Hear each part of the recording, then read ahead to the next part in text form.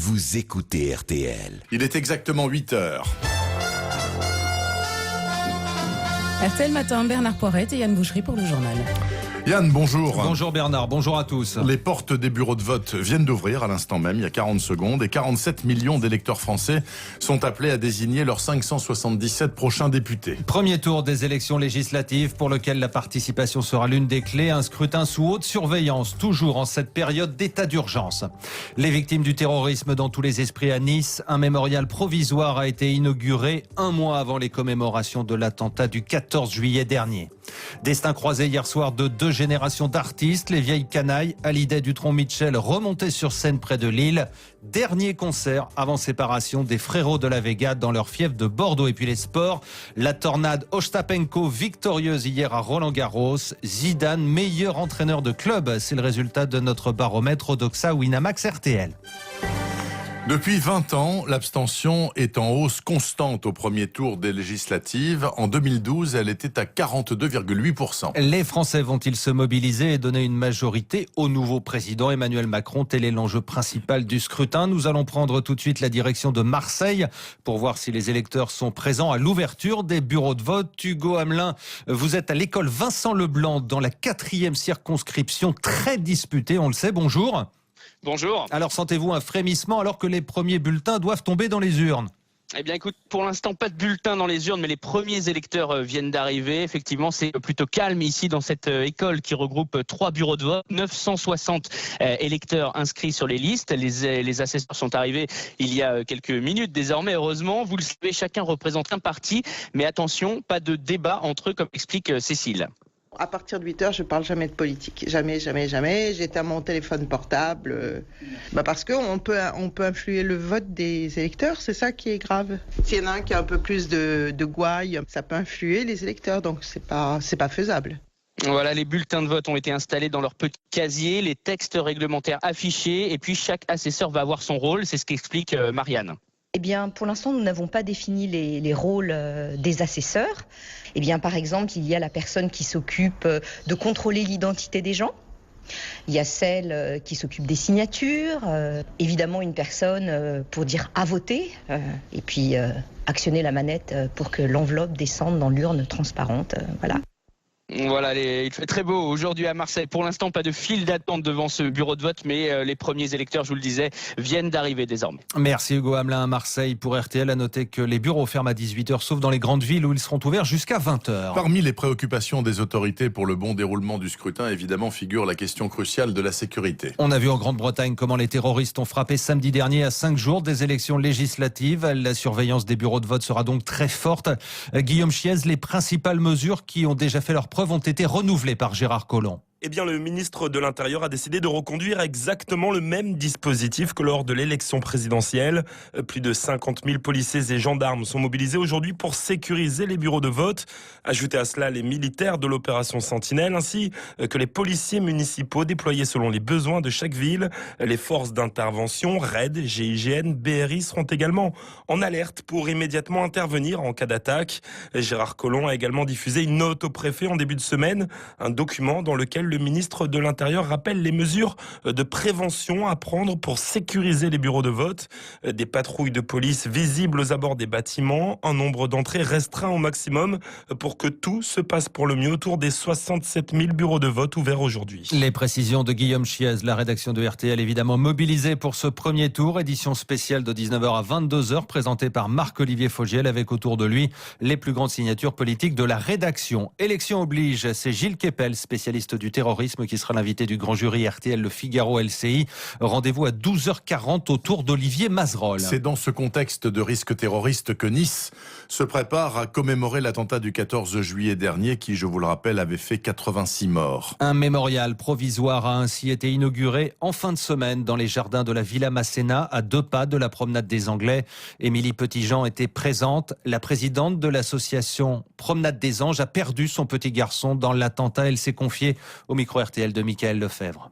On a envie de passer cette date fatidique du premier anniversaire et en même temps on se dit de toute façon ça n'ira pas mieux après parce qu'ils ne seront toujours pas là et que plus ça va et plus l'absence est difficile à supporter. Donc quelque part on va passer le premier anniversaire peut-être que ça va s'essouffler derrière et qu'on va du coup nous oublier et oublier nos proches. Et moi, j'ai pas envie qu'on oublie mon petit garçon. Toutes les familles n'ont pas envie qu'on oublie leurs proches et toutes les victimes n'ont pas envie qu'on oublie ce qu'elles ont vécu. Il y a encore des gens qui sont hospitalisés aujourd'hui. Donc il faut surtout pas oublier ces personnes-là. Il y a des gens qui aujourd'hui n'arrivent pas à remettre un pied sur la promenade, comme je vous disais. Moi, j'y suis retournée il y a un mois à peine. Il y a des gens qui ne sont pas là ce soir parce que c'est se ramener systématiquement dans cette absence et que pour certains, c'est juste insupportable.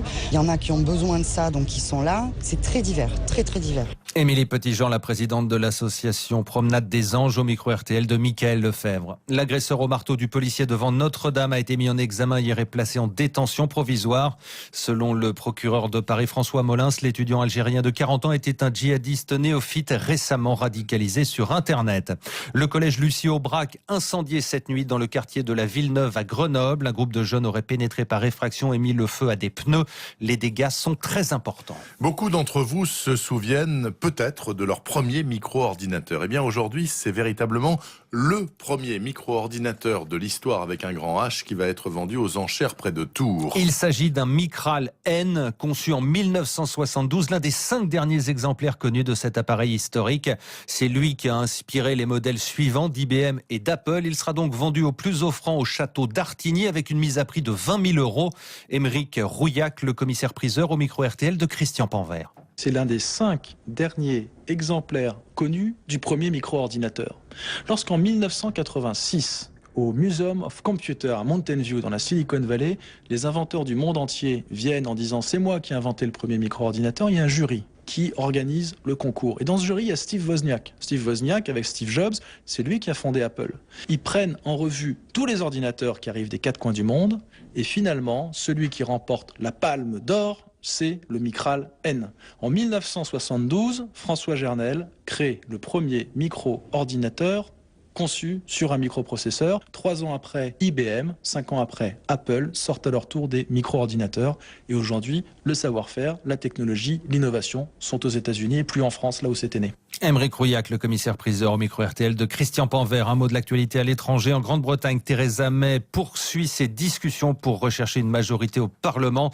La première ministre discute avec le DUP, un parti régionaliste protestant et ultra-conservateur. Il serait d'accord sur les grandes lignes de gouvernement.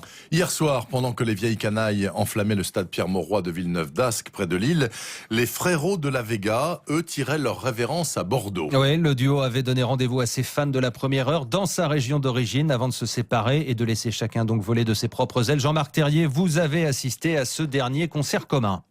La place des Quinconces s'affiche complet, 25 000 personnes acclament les frérots. Allez, on y va! Jérémy et Florian font le show et enchaînent leur tube. 7 ans après leur premier concert dans un bar bordelais, l'aventure s'arrête. Bon ben voilà, on y est. Dernière chanson, un acoustique. Les frérots sont seuls sur scène, assis sur un canapé. Ultime adieu. Merci infiniment. On est très émus, évidemment. On n'est pas triste. Il ne reste qu'un cœur lumineux en fond de scène. Très bien, très émouvant à la fin. On a envie d'être égoïste, mais on comprend qu'ils veulent passer à autre chose. Je suis parti ici pour rencontrer la vie, être vivant. Le reportage à Bordeaux avec les frérots de la Vega de Jean-Marc Terrier. On marque une pause dans le journal de Yann Boucherie avant d'ouvrir la page des sports. Il faut parler de la sensation Ostapenko hier qui a fait chavirer Roland-Garros. RTL Matin, 8h10, c'est la suite du journal. Yann Boucherie, Bernard Poirette et on passe au sport. Roland-Garros 2017. C'est sur RTL. Elle a enchanté le public du cours central hier. Elle, c'est Jelena Ostapenko. Elle a inscrit son nom du coup au palmarès de Roland-Garros et elle a seulement 20 ans. La jeune lettonne a dominé la roumaine Simona Halep 4-6, 6-4, 6-3, 47e mondiale. Elle est la première joueuse non tête de série à soulever le trophée depuis 1933. Ostapenko. Il va falloir retenir ce nom, Isabelle Langer. Ah oui, c'est plus qu'un vent de fraîcheur et certainement pas une étoile filante. La victoire d'Ostapenko n'est pas un hold-up. C'est le sacre d'une gamine sans complexe qui frappe comme une brute sur toutes les balles et qui n'a peur de rien. Un caractère bien trempé qui ne date pas d'hier, comme l'explique sa maman qui s'appelle aussi Jelena. Quand elle avait 10 ans, nous l'avons emmenée, son père et moi, à Roland-Garros. Elle nous a dit, un jour, je serai championne. C'est à cet âge-là d'ailleurs qu'elle a choisi entre le tennis et la danse de salon, son autre passion. Avec cette victoire victoire, Jelena Ostapenko est entrée dans une autre dimension, mais la Lettonne ne s'en inquiète pas. Ce n'est rien, je pense que je peux continuer de marcher dans la rue de manière relaxe. Je suis vraiment contente, mais je sais que je vais devoir prouver quelque chose et m'améliorer pour être une meilleure joueuse. Donc je vais travailler plus dur pour gagner d'autres titres.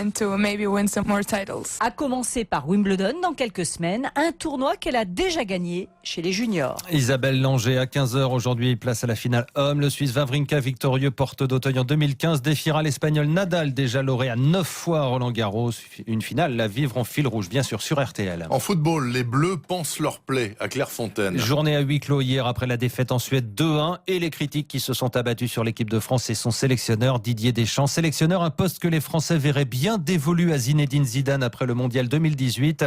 C'est l'un des enseignements de notre baromètre Odoxa Winamax RTL. Éric Silvestro, l'entraîneur du Real, suscite l'approbation d'une majorité de sondés. Ah oui, en à peine 1 an et demi, Zinedine Zidane a non seulement compilé 3 titres majeurs, 2 Ligues des Champions et 1 Liga, mais aussi convaincu les plus sceptiques amateurs de foot. Pour 45% d'entre eux, il est déjà le meilleur entraîneur en exercice devant, et c'est une surprise, Arsène Wenger 21% et le duo des meilleurs ennemis José Mourinho, Pep Guardiola 7%.